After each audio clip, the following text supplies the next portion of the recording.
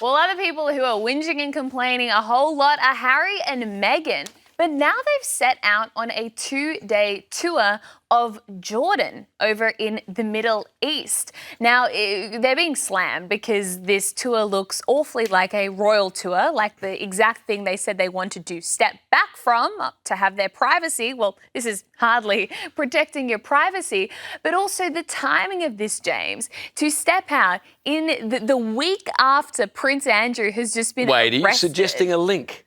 Am I suggesting that perhaps they wanted to exploit the turmoil of the royal family to raise their own profile? Harry and Meghan, would they ever do such a thing? When did you become so cynical? Look, I think the King and the Queen of California visiting Jordan is entirely appropriate at this time. And I'm shocked that you think that Meghan and Harry have done more damage to the royal family than Andrew. Give these guys a break. They're basically saints these days. I didn't say that. I did not say they've done more damage, but I did say they're exploiting the damage done by Andrew to raise their own profile. There's a fine line, right, between philanthropy and self-promotion. And I think, well, I guess there's always a mix, really, isn't there? Who can know their own hearts? But for Meghan and Harry, you suspect that there's a lot more self-promotion than there is philanthropy. You know, it does give me a little bit of solace that Harry is further up the line of succession than Andrew is. Like, he would make a better king than Andrew. I think that could be said. But what always gets me is that they left England and the royal family because they wanted privacy.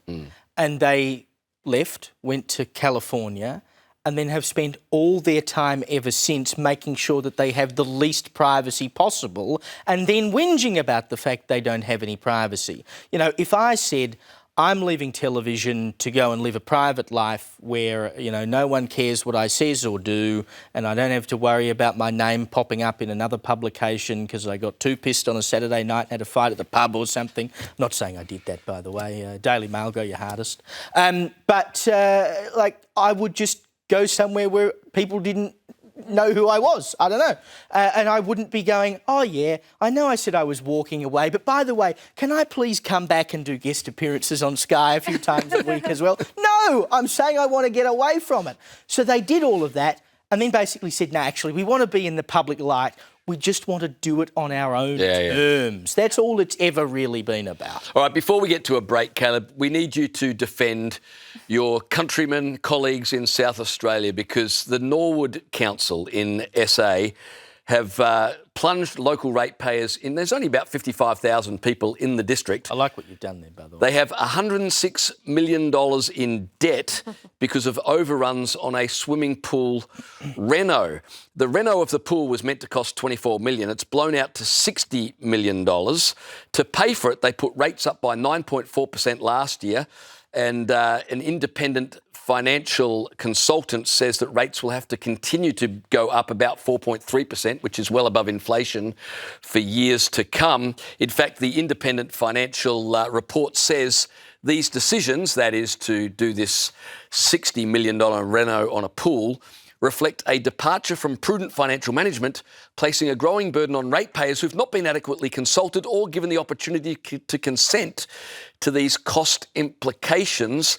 And of course, in fairness to South Australia, this is not the first council to have blown the budget on a swimming pool. The North Sydney Council renovated a pool that was meant to cost $57 million, ended up costing $122 million, and they proposed raising rates by between 65% and 111% to pay for the bill. What is with these local government councillors and their propensity to blow budgets? Well, I've got an idea for North Sydney Council. Given, their pool was 122 and this one was 60, they should just relocate the Sydney Harbour Bridge over the top of the Norwood Payneham St Peters Council, and then they'll get a pool for half the price and they've still got the view, so that fixes all that up.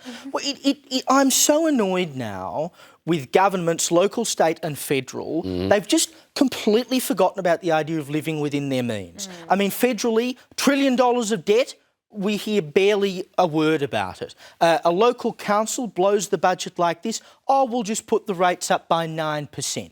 I mean, who else got a 9% pay rise last year. You're asking ordinary people to stump up the money for your mistakes. Now, you can forcibly do it when you're the government or you're a council, but where do we get that money from? They've just totally lost sight of budget conservatism and repair. Yeah, because they're never the ones that have to pay. They get to make the decisions, they get to make the mistakes, and then we get to pay the price. That is how government works, and that is why it's such a scam, and rates will keep going up and incompetence will continue because there's no accountability. And when